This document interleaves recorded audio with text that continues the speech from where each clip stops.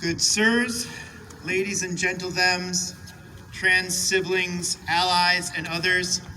My name is Djinn Thompson. My pronouns are she, her. I am a therapist, an educator, and a queer activist, as well as an advocate for the rights of trans and non-binary youth.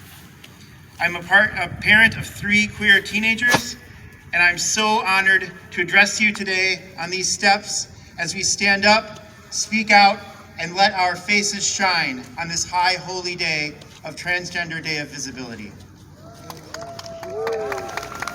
Before I tell you what I've come here to tell you today, I would like to offer a prayer for all of you. This prayer is called The One Who Forms.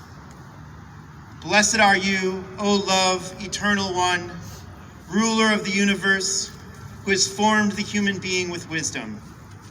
You created in the human body openings upon openings and cavities upon cavities.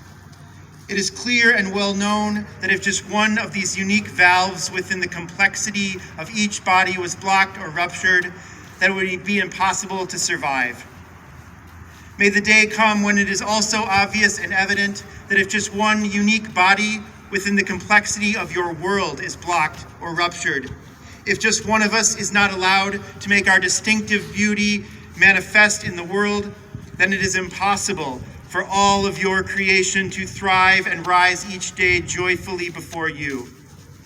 Blessed are you, source of all life and form, who have implanted within us the ability to shape and reshape ourselves, molding, changing, transitioning, and adorning our bodies so that the fullness of our many genders, the abundance of our desires, and the diversity of our souls can be revealed. Blessed are you, eternal one, who has made us your partners in the daily completing the tasks of our own formation. So last year when I spoke at the TDOV party at the Avenue, Rachel and Cammie told me that TDOV is a celebration and that I should make my talk a happy one. The problem is that as we all know, it's a hard time right now to be visibly trans. I came out myself the night before Thanksgiving 2016, just a few weeks after the election of Donald Trump. Since then, I have lost jobs, I have lost friends, I have lost family, and I have lost spiritual community, all for the simple act of just being the woman I knew myself to be. I have faced death threats and accusation of child abuse by random strangers online, simply because I'm willing to be seen and be heard. But I'm not unique or alone in these experiences. As a people, we have cried over the stories of beaten and abused trans youth. We have seen the face of our own children in the pictures of Next Benedict, and we have sobbed. We have seen supposed allies call swimmer Leah Thompson a cheating man, and we have mourned. We have seen our trans siblings in less welcoming states have their access to safe and affordable life-saving healthcare stolen away because of the people who fear us. Here in Michigan, we have made homes for refugee trans children from Florida and Tennessee so that they could maintain access to affirming medical providers and educators. In Missouri, as many of you know, there's a law currently being proposed that would make nothing more than affirming the chosen name and pronouns of a minor a felony sex crime that could put someone on a sex offender registry for up to 15 years. Friends, in the immortal words of Lily Allen, it's hard out here for a bitch. So yes, it's a hard time to be visibly trans in this country. So why do it? Why stick your neck out and lose your job or your family or your partner? Why risk being bullied or harassed by classmates and strangers?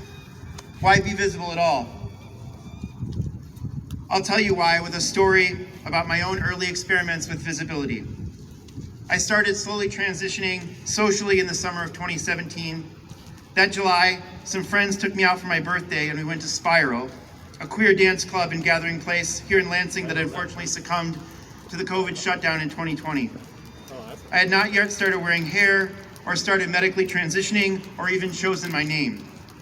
But I had on a cute purple party dress with a hem that came about mid-thigh, black heels, a full face of makeup, and my bald head. As we were leaving, a young male-appearing person in their early 20s came up to me wearing a pretty dress and asked me for a hug. She said she'd seen me come into the club and was so impressed by the way that I was proud to be myself without apology. She said that because of me, she went home and put on a dress that she had been too scared to wear out before and returned to the club. And she wanted to thank me. But that's not the end of the story. On my next birthday, I was back at Spiral for a drag show with different friends and a different party dress. As I entered the club, one of the performers came running up to me in her heels, full makeup and hair, and embraced me. She asked if I remembered her and said that she was the young person who thanked me for giving her bravery just a year before. Because of seeing me that night, she'd begun doing drag and had started transitioning. Even in my small early efforts at visibility, I was learning how to be the person in young queer people's lives that my childhood self needed so very badly in my small, rural, white 1990s community. I hold that memory close to my heart whenever being out and proud is hard. To be seen is to give hope to those who cannot yet be seen. No matter what they try to do to us, trans people will never stop existing. Our experience has always been a part of the human experience. And in cultures and ages past, our existence was not just tolerated but revered. We were the wisdom keepers, the healers, the magic workers.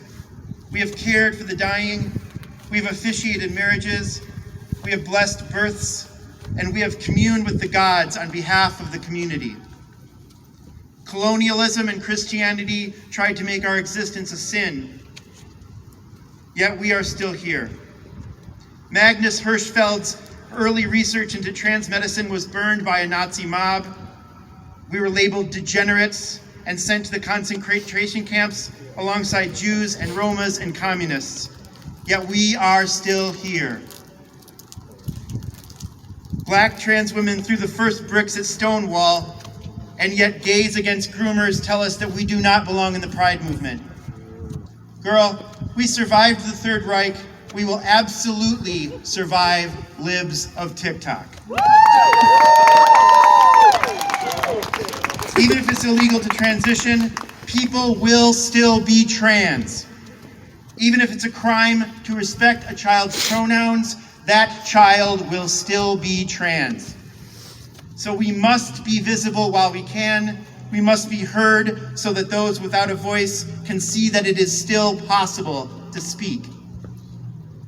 If you are someone like me who still has some privilege, be it racial or economic, be it building your life with a male or cis privilege before transitioning, be it the geographic privilege of living in a state where our rights are currently protected, whatever privileges you carry that help make the decision to be yourself just a little bit easier, please exercise them. Exercise them with joyful abandon.